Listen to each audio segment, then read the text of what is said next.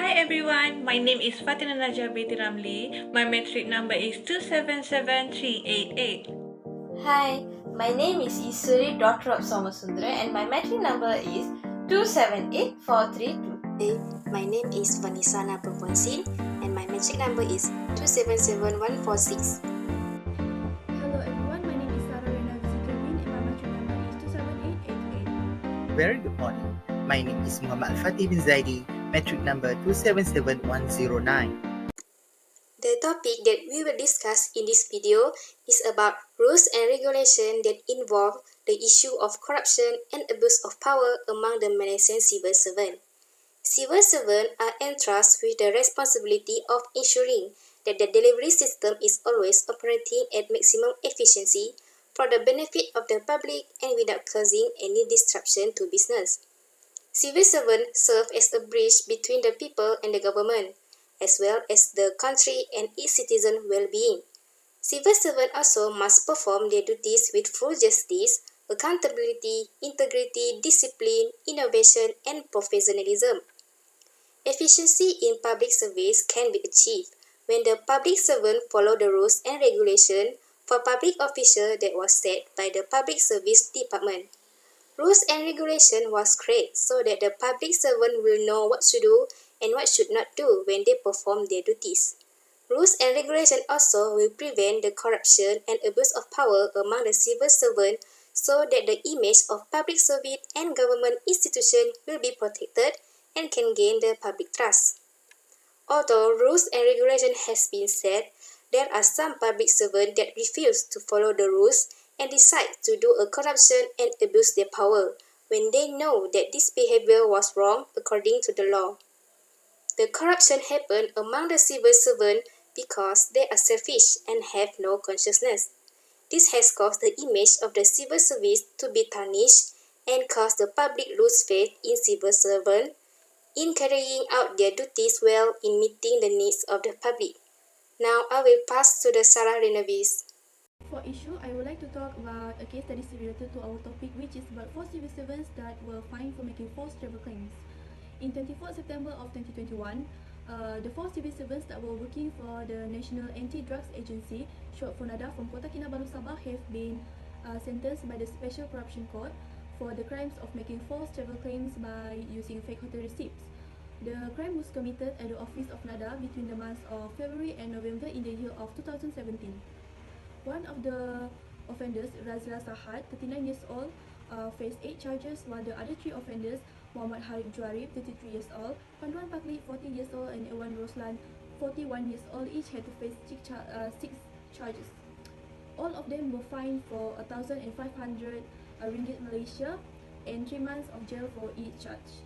Razila Sahad was fined for 12,000 ringgit Malaysia and in default time of 24 months in jail, while the other 3, Juarib, Paklin, and Roslan, were fined with 9,000 ringgit Malaysia each and a default time of 18 months in jail.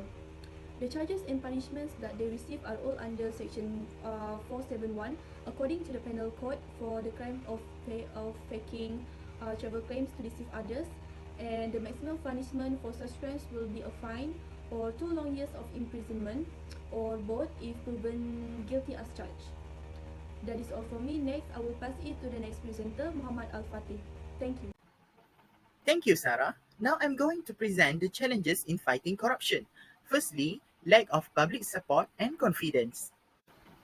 Public support for the government is being eroded as a result of corruption, which makes it difficult for the government to perform its core responsibility of providing suitable services and growth. While most law enforcement agencies strive to carry out their responsibilities in the most efficient manner possible, the trustworthiness of this organization is sometimes called into doubt. Secondly, lack of monitoring and enforcement. There is no doubt that Malaysia has a sufficient amount of legislation. Unfortunately, it is not being enforced in the manner that one would expect. The fact of the matter is that monitoring and enforcement are critical in ensuring that all processes and procedures are followed. Generally speaking, government entities lack the ability to examine, audit, and monitor operation when carrying out their mandate or responsibility.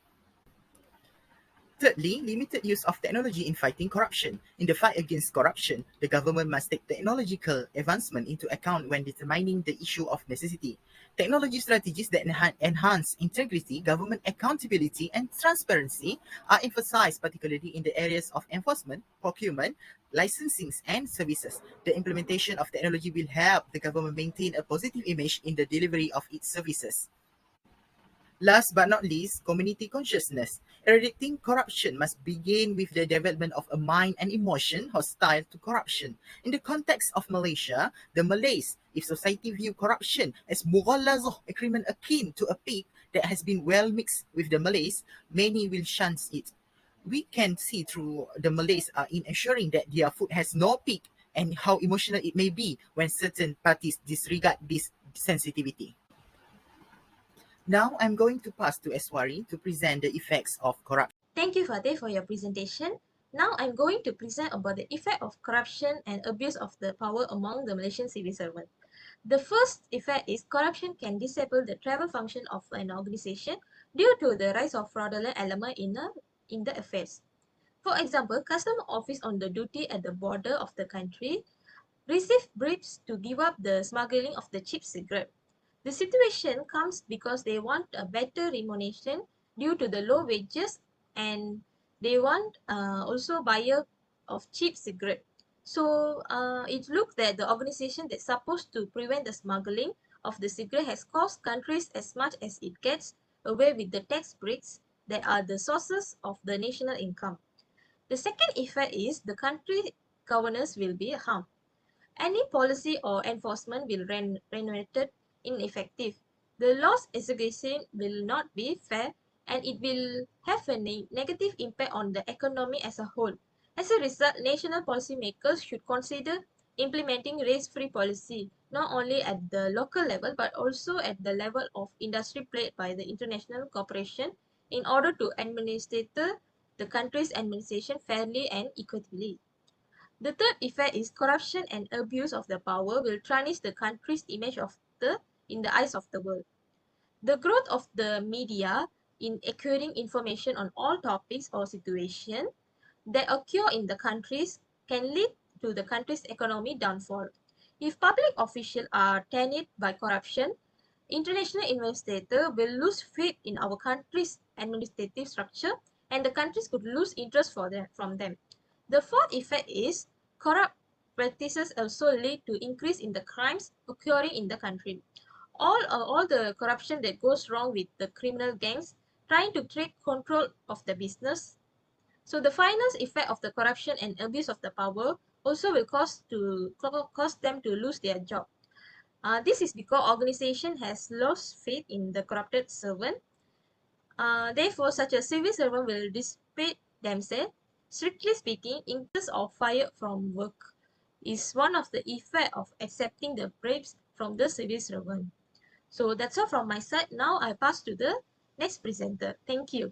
Corruption and abuse of authority among civil workers in the country are like a cancer. Numerous cases of corruption or government abuses involving civil servants.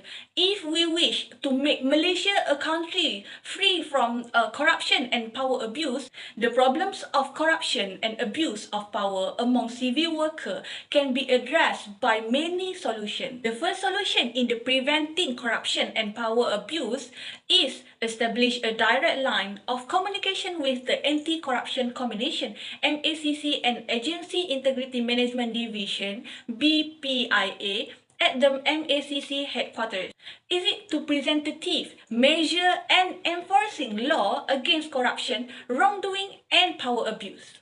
So the second solution is an organization need to hold courses, seminars, workshop, briefing, and distribute flyers on corruption and misconduct. This anti-corruption education can help to decrease and educate civil officials on ethical misconduct and the need of maintain their integrity as civil servant. The third solution for preventing corruption and abuse of power is public servants need to participating in the Ikrar Bebas Rasuah (IBR) to develop anti-corruption initiative. It is because This solution will provide alternative integrity complaint channel involving civil servants via email, telephone, fax, letter, and walk-in at the integrity units. A system of rotation of job for civil workers such as enforcement officers is the next approach for combating the crime of corruption, misbehavior, and abuse of power to assist in the reduction of corruption-related difficulties. Those solutions will reduce the chance of offering and accepting bribes in the particular organization. And last is can help us to create a nation and civil worker free from criminal wrongdoing as well as violation of organization code of conduct and activity among employees. Now, I'm going to pass to Vanessa to conclude our presentation. Thank you. In conclusion, corruption and abuse of power is still happening among civil servants, although there are rules and regulations to prevent this issue from happening. Some of the civil servants are selfish and ignore the rules because they only want to gain benefit for themselves. Corruption among civil servants is still difficult to tackle and has many challenges in dealing with it. The corruption and abuse of power that is happening among the civil servants has caused many effects that can tarnish the image of our country. The public also will lose faith and trust in public service and government. Therefore, the authorities should take firm action and hold various programs for civil servants so that they are aware that corruption does not bring any benefit for themselves, their families, as well as the country. However, the public also play an important role in tackling this corruption. Therefore, each party must work together so that corruption can be eliminated. That's all from our groups. Thank you.